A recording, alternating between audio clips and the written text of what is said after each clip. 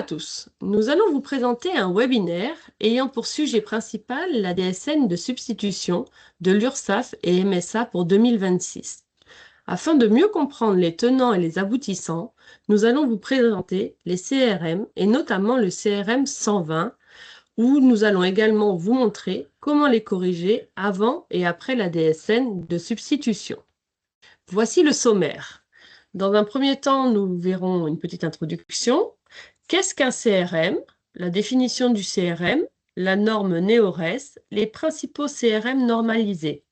Dans un deuxième temps, nous verrons la DSN de substitution avec un focus simplifié, le calendrier et les échéances, un CRM entraînant une DSN de substitution et les étapes de la DSN de substitution. Dans un troisième temps, nous vous montrerons les outils mis à disposition par Silae, l'écran de suivi des CRM NEORES, le traitement des CRM anomalies 119, 120, 130 et le traitement individuel des anomalies. On vous montrera également le suivi des DSN sur le site de l'URSSAF. Alors, qu'est-ce qu'un CRM? La définition du CRM, en fait, le CRM, c'est compte rendu métier. C'est un retour que l'URSSAF et d'autres organismes destinataires de la DSN adressés aux déclarants pour signaler des anomalies, incohérences ou données à vérifier dans leur déclaration sociale nominative, qui est en fait la DSN. L'objectif de ces CRM, c'est de fiabiliser les données sociales transmises, paye, cotisations, données salariées, et de permettre aux entreprises de corriger rapidement les erreurs avant qu'elles n'aient de conséquences pour les droits des salariés. Depuis 2023, l'URSSAF a commencé à émettre des CRM dits normalisés, c'est-à-dire formatés selon une norme, la norme NEORES, qui signifie norme d'échange optimisé des retours sociaux. Ceci en vue d'harmoniser les retours aux déclarants. Uniformiser les retours des organismes vers les déclarants en DSN pour que les anomalies soient remontées dans un format clair, structuré, exploitable dans les logiciels de paye.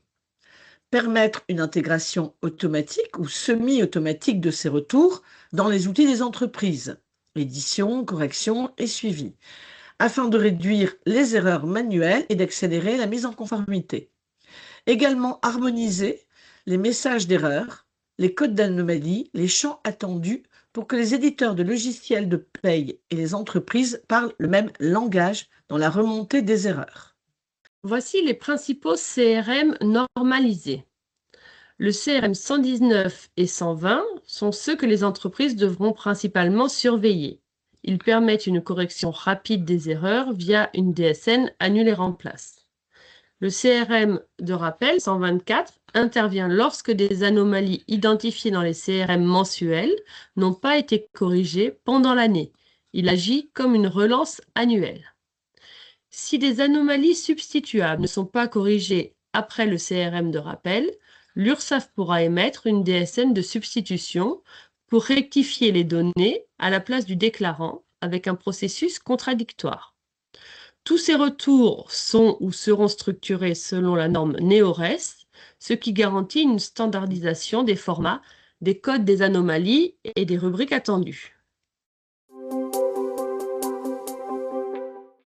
DSN de substitution 2026. Le principe, c'est la possibilité pour l'URSSAF de corriger en lieu et place de l'employeur des données déclaratives erronées ou incohérentes au terme d'une procédure déterminée. L'objectif, c'est de garantir la qualité des données DSN, juste calcul des droits sociaux et le montant des cotisations.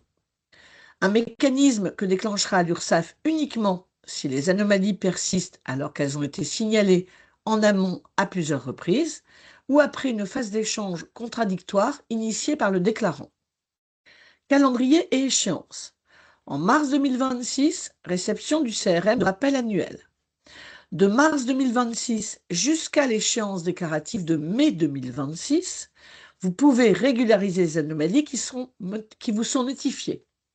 Vous pouvez également demander des explications ou vous opposer de manière motivée aux propositions de correction relatives aux anomalies substituables.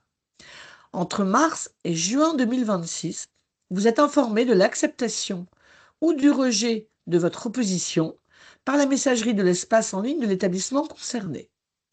Pour la MSA, le calendrier spécifique sera donné avec la première lettre d'observation. Jusqu'au 31 décembre 2027, les organismes transmettent les CRM par tout moyen. En pratique, les anomalies sont remontées par chaque organisme destinataire de la DSN, indépendamment les uns des autres de la façon qui leur semble la plus appropriée. À partir de 2028, les CRM devront faire l'objet d'un retour dit normalisé, toujours la norme NEORES, et unique via l'URSSAF ou la MSA. Les CRM entraînant une DSN de substitution. Le CRM 120, émis par l'URSSAF à J+5 au plus tard de la date d'exigibilité, concerne les contrôles métiers, dont les comparaisons inter-DSN et les régularisations. Si les anomalies de ce CRM 120 sont non corrigées, elles remonteront dans le CRM 124 de rappel annuel. Ce CRM 124 regroupe donc les anomalies non corrigées sur l'année N-1 et c'est ce CRM qui sert de base à l'émission de la DSN de substitution. Voici les étapes de la DSN de substitution. En juin 2026, l'URSSAF émet, le cas échéant, une DSN de substitution, sauf dans des situations d'opposition acceptée.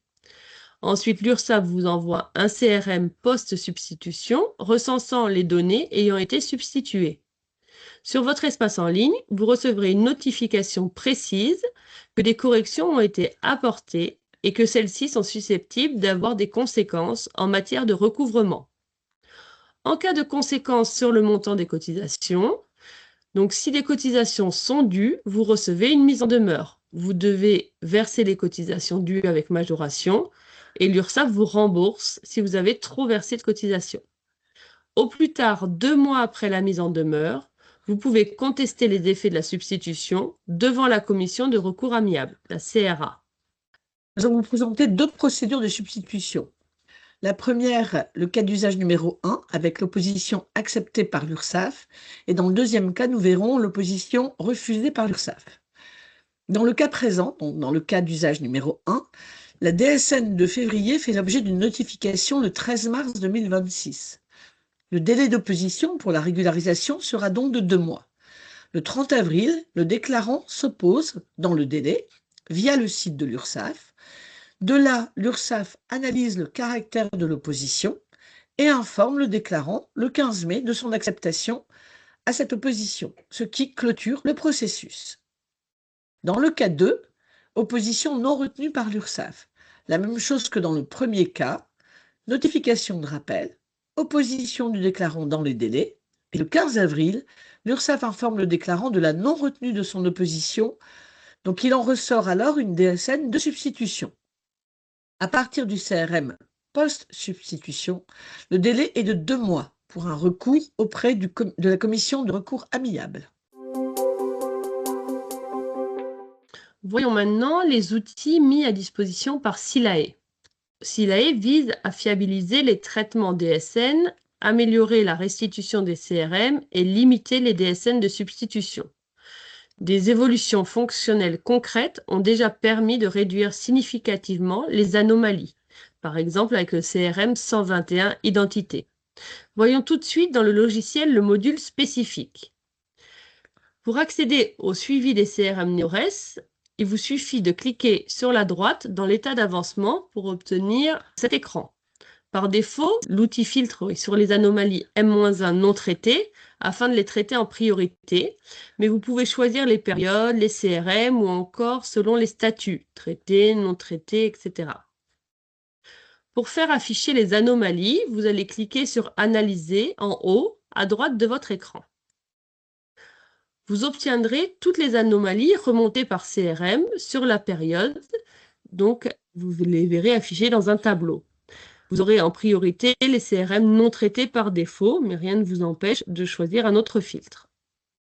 Nous retrouvons dans le tableau suivant, dans la première colonne, le numéro de CRM, ensuite le nombre d'erreurs, c'est-à-dire le nombre de codes traitement en anomalie, le nombre d'individus concernés, puis le nombre d'erreurs d'identité spécifiques au code 121, ensuite la date de production du CRM par l'organisme, le SIRET de l'établissement concerné, le mois principal déclaré, c'est-à-dire le mois de paye indiqué dans le flux, l'identifiant du flux DSN, c'est-à-dire la référence du flux qui est lié au CRM, Et enfin, le statut du CRM.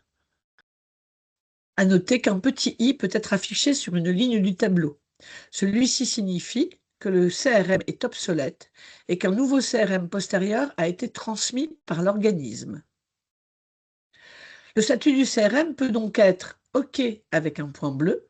Ça veut dire que les CRM sont en conformité et ne présentent donc aucune anomalie. Anneaux non traités avec un point rouge, ce sont les CRM réceptionnés en anomalie. Et les anneaux traités avec un point vert, ce sont les CRM réceptionnés en anomalie et qui ont été passés manuellement en statut traité. Pour passer de statut non traité à traité, vous sélectionnez la ligne du CRM concerné, puis dans le volet de droite, vous choisissez marqué comme traité. Vous pouvez également faire l'inverse, passer de traité à non traité.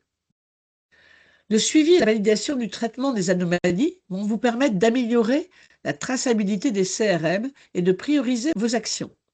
Afin d'anticiper les éventuels DSN de substitution, vous disposez dans le volet de droite d'une section Aide et synthèse d'un préfixe CRM 124 prévisionnel qui permet d'afficher tous les CRM en anomalies non traitées sur l'année 2025. C'est ce CRM 124 qui sera transmis par l'URSSAF en mars 2026 et qui fera apparaître les CRM 120 de l'année 2025 qui n'auront pas été corrigés. Le suivi et la validation du traitement des anomalies vont vous permettre d'améliorer la traçabilité des CRM et de prioriser vos actions.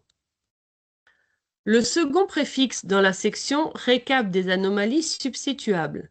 Il permet de faire apparaître les CRM 120 de 2025 qui sont en anneaux non traités, dont le code traitement est une anomalie substituable, ce qui signifie que ce sont des anomalies qui feront l'objet d'une DSN de substitution si elles ne sont pas corrigées. Il est donc essentiel de corriger au fil de l'eau les anomalies afin d'éviter la DSN de substitution en mars 2026. Le traitement des CRM d'anomalies. C'est le module qui va permettre de simplifier la lecture et la compréhension des anomalies et de faciliter le traitement. Nous verrons donc 3 parties: l'accès et la présentation du module traitement des CRM d'anomalies, le traitement individuel ainsi que le traitement en masse des anomalies. Accès et présentation du module de traitement des anomalies. Dans l'écran de suivi des CRM, vous cliquez sur le CRM qui vous intéresse. Vous obtenez un écran divisé en 3 parties, comme celui que vous voyez. À noter, pour faciliter votre compréhension, en haut, dans le volet de droite de l'écran, une légende explicative des codes CRM est à votre disposition. On retrouve donc dans la partie gauche la raison sociale avec le SIRET, le code du CRM ainsi que l'identifiant de ce CRM dans le flux DSN. En dessous de ces informations, vous disposez d'une ou plusieurs cartes avec le nombre d'individus concernés. Ce nombre de cartes dépend du nombre de codes de traitement dans le CRM en anomalie. Chaque carte comporte donc une anomalie et comporte des éléments pour vous aider dans l'analyse. Dans ces cartes, nous retrouvons le statut actif, le statut de contrôle de l'anomalie auprès de l'URSSAF. Il pourrait être actif, inactif ou désactivé. En rouge, là où les conséquences de l'anomalie en l'absence de mise à jour de la paye. Vieillesse, base, assujetti, plafond, c'est la famille du contrôle. Ça aurait pu être montant net social. UR, anneau, ASS, PLF, DIP A01L, code de traitement de l'anomalie. On peut également voir s'il s'agit de données individuelles DI. DA, c'est les données agréées qui concernent l'établissement. DIDA, données qui concernent à la fois l'établissement et les salariés. Enfin, la mention substituable.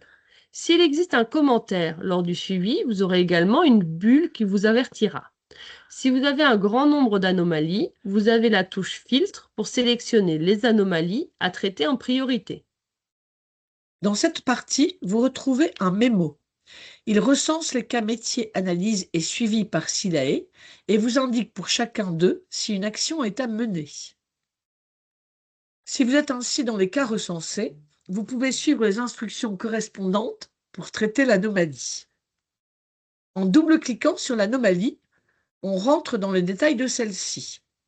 Dans l'onglet Liste, on va retrouver l'atypie, c'est-à-dire le sujet de l'anomalie, la période de référence, son statut et si c'est une donnée individuelle, DI, le nom du salarié concerné. Dans l'onglet Définition, on retrouvera le contexte de l'anomalie qui reprend une partie du contenu du CRM. En cliquant sur la ligne, on obtient l'onglet Détail. Le numéro fait référence à la ligne dans la liste. Ici, détail numéro 1, parce que dans la liste, il n'y avait qu'un seul détail.